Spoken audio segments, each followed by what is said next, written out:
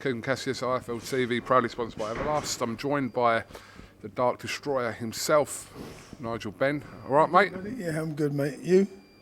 I love watching you two together. It is, you should genuinely have your own little sitcom because it's so natural and it's just like... But we speak the truth as well. I'm not mucking around. He got bashed up. Look at his lip. Sorry, Con. I was just talking to Connor about how people are kind of been... not critical, and I don't mean everyone, I just mean his last three opponents and the one he's been announced with in Chris Algieri.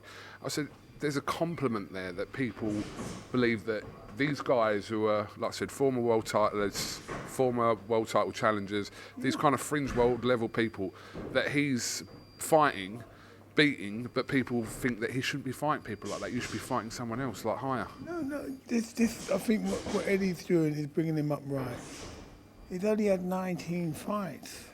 It's just like me, I had 22 fights, 22 wins, 22 KOs. But Connor's learning these trades, and I don't want him to rush. Them big fights are always there. Why has he got to rush? You know, he fought Famela, he had a good fight. Then he fought Vargas, then he fought Granades, and now he's fought Algeria. And he's all been like either ex-world champions or on the cusp of being world champion. So he don't need to rush. He's got plenty of time behind it. He's only really just starting. He's got about another 3 or 4 good fights left, and then world title shot. But you don't need to rush, because then you think, everyone say, they've rushed him. You should have waited a couple. He can't win. But I think like what Eddie's doing, he's doing the right thing. He's bringing him up the right way. He ain't rushing him, and I like what he's doing. Connor wants to go and fight all of the Sean Porters and all that. Look, first learn your trade, which he's doing now. He's got to take his time, because when you're up there, they're all going to come at you, and I know that. Well, there were people after the first Paynard fight that were saying that Connor wouldn't achieve anything in boxing. I saw people saying it. I heard people saying that. Yeah, well, you know what? Because he went in there with the wrong attitude, and not only that, Paynard caught him with some good shots. And how many fights did Connor have then? 7, 8, I don't know. He's still wet behind the ears. And he thought of going in there, yeah, I'm going to go him out, bash him out. But this guy was like a martial arts guy. That was world champion. I don't know how many 4-time world champion at kickboxing or whatever. And it showed Connor, yeah, I'm going to show you something. But what I like about Connor came back and said, well, yeah, you know what? And look what he's done. He's gone on and better himself. Regardless whatever it is, you know what, as long as Connor's enjoying himself, I stand behind my son, regardless whatever they say. They said the same thing about me. All I wanted to be was Southern Area champion, and look what happened to me. Thank you. So, you know, and Connor's going to be the same way. You know, he's still got a lot to learn. I see him going places under the tutelage of Tony. He's doing well. I can't fault it at the moment. And watching him train, I look at my training and Connor's training. I would say my training would be here at my peak of my career as world champion. Connor's already here. We never had no strength and conditioning. We never had about eating 5 meals a bloody day. We never had that. At night, what we do, yeah, go on, Nigel, just have a bit of lemon, that's it. Have a bit of red meat, good for you, and all that. What?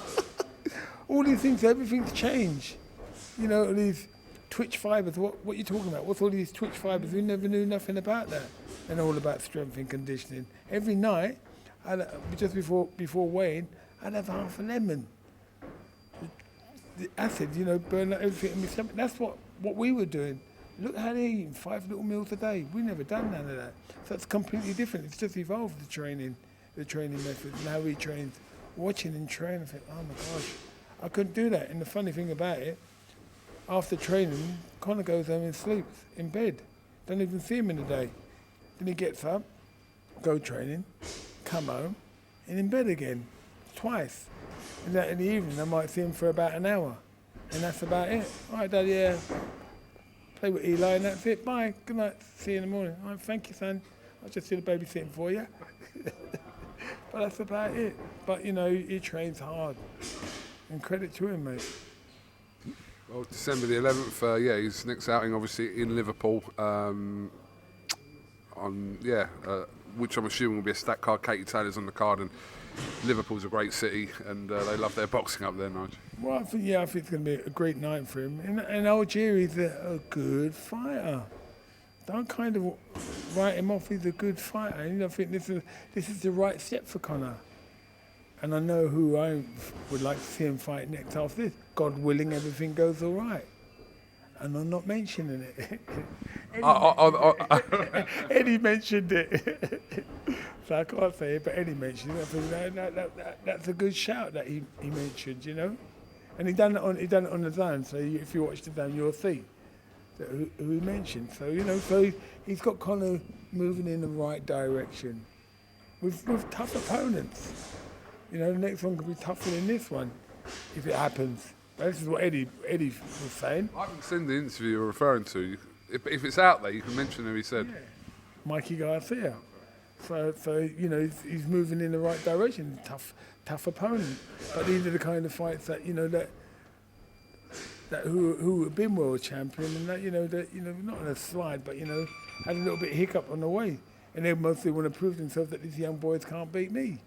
So these are the good fights that he's got lined up. And then we can say, well, you know what? Because one day it's inevitable that he's going to lose. He's going to go home like me, go home and cry, and then come back and get his act together. Sometimes when you've got that O in front of it, it's hard. You've got to live up to something. Sometimes when when I lost to Watson, my heart was broken. I had the world on my shoulders, but then afterwards I came back and became two-time world champion. Everything happens for a reason. Absolutely, and I think what it is. I think what he's got a good career ahead of him, and hopefully, God willing, by the time he's 30, he's out of the game. I don't think he can do it any longer because the way that he trains, your body can't do that. I look at his training, I get tired, mate. I get tired. You were trying to make a comeback at 55 odd. Yeah, I was. You're giving him till 30. Yeah, but I know it's not the same. I'm bantering you a little bit, but 30, that's like 4 years. I mean, surely he's... But I actually felt more fitter now than when I was world champion. Because, as you know, I was burning the candle at both ends. Spliffing. Doing everything, you know what I mean? So I had that. Now, I don't do none of that. Don't drink, don't smoke, don't do none, no party, don't do nothing. Just had a very healthy life now, a very healthy life, and it's enjoyable. And then I just had this thing that just come in mind. You're gonna fight again. What? Really? Okay, let's go for it. And that was it. And then when I got that thought in my head, I went on it. I ran with it. Sorry, he's fighting soon, by the way. You know that, don't you? Sakio Bika. Oh, is he? He's fighting in a Triller, the promoter's Triller. They're doing like a boxer versus like MMA thing. Yeah. So one side is the boxers, one side is the MMA, and Bika's on that, but I don't know who Bika's fighting very soon. He's a very fit man. He's wild. So all you got to do is just try and come through in the middle. Oh yeah, I would have loved to have fought. It's just the way it was. I would have loved to have fought, but now that I've had keyhole surgery, I can't do it. But only one person can definitely make me come out of retirement, put down my walking stick and everything. There's only one person. Well, once he's recovered, obviously. I don't know, from COVID, yeah. He's not up for it. He's all right. He's not, Would be nice, but he's not, Nigel, I saw you post a picture of yourself and Anthony Joshua at the Matchroom charity do the other day. You said you had a nice chat with him and everything else? Yeah, I just think, everybody's writing him off. I just think, as much as I'm an absolutely big fan of Anthony Joshua, very big fan of it, it's just like his game plan was wrong. That's it in a nutshell, and we all know it was wrong.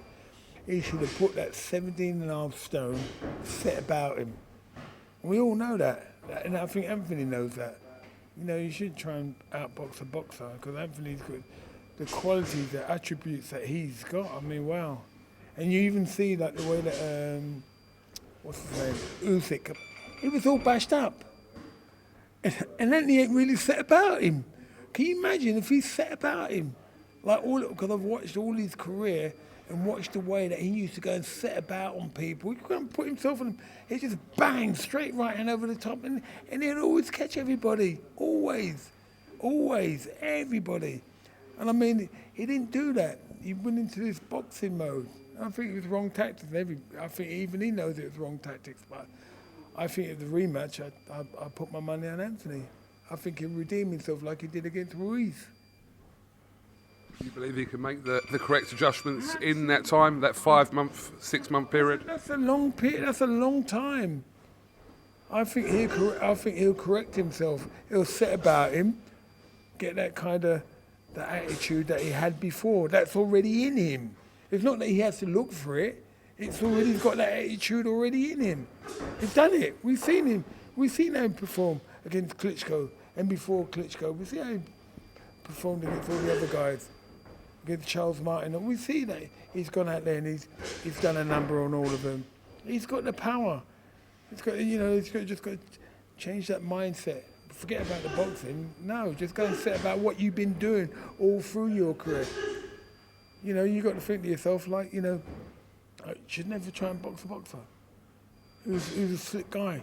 Go and put your big self on him. Your big left, right, 1, 2. Double jab, right hand, you'll catch him. Just cutting off the ring. Don't let him dictate to you. You dictate to him. You're the bigger man. What's your assessment of this, if there is a training situation? Some of it seems a little bit unclear. Obviously he spent some time out in America with guys like Eddie Reynoso and Ronnie Shields and Robert Garcia. But what did you make of that kind of situation of him going over there to train? Still saying he's with McCracken today, but we don't know if that's going to change. Well, I think, that is something that he's got to work out. But me personally, you need one trainer that's going to boss you around and say, wait, no, you're doing this, mate. You're doing this. And I think Anthony Joshua, I don't know who's in his corner. I don't know. I don't know who's in charge, but he's the man in charge. But I think all he's got to do, correct what he did wrong the last fight. If he stays with Rob, then him and Rob work things out. If he ain't with Rob, then move on. But that's the choice is his. The ball's in his court. But I know for a fact he has the ability. No two ways about it. He has the ability to beat Usyk. But it's getting the right format. He can't box a boxer. He's got to go about there and put that strength, the power that I know that he's got. Because, finding the right trainer, that's all down to him. You can't have two. I believe you just got to have one. So you got one speaking a year, not 2 or 3, just one person. But I think he'll come back. 100% I think he'll come back. He boxed the right fight against Ruiz, but now he has to change that format that he had there. Instead of boxing, now he's got to go back to banging. And I think he'll do that, mate. I'm 100% Anthony, all the way, mate, all the way. Nigel, thank you very much for talking to IFL TV. As always, good to have you in the country. Just get your daughter, your little beautiful daughter. Not a prenup, but do you want like a pre-arrangement? Pre-arrangement, mate, because you've got an absolute. Your wife must be absolutely delicious because she's a beautiful little girl, mate. I'm telling you. Yeah, she certainly takes after her mother, which I'm happy about. Yeah, we can work a deal out. Oh, yeah, you can do it. But you're paying for it, though. It's all down to you. It's the father, isn't it, of the daughter, isn't it? Oh, that's so old hat, that is. No, I'm bringing that one back, right back. Well, you've got to speak with Connor anyway. He's got a few quid. You can speak with Connor. We'll do it in Australia, isn't it? So who wants to come, help yourself. You won't be packed out then, will you? You want a nice little intimate wedding, mate. That's it. Just the two of them. Yeah, and it's so funny. We're talking about that now. In another 10, 15 years, mate. Let's see what happens. You will be playing this video back. Absolutely. All right, no, sorry. I was actually picturing that situation, then thinking, hang on a minute, hold on. She's 9 months. Let's chill. Okay. Nigel, thank you very much for talking to IFL TV, and we'll definitely catch up with you ahead of December the 11th when Conor's in action against Chris Algieri live on the Zone. Thank you very much, mate. God bless you, brother.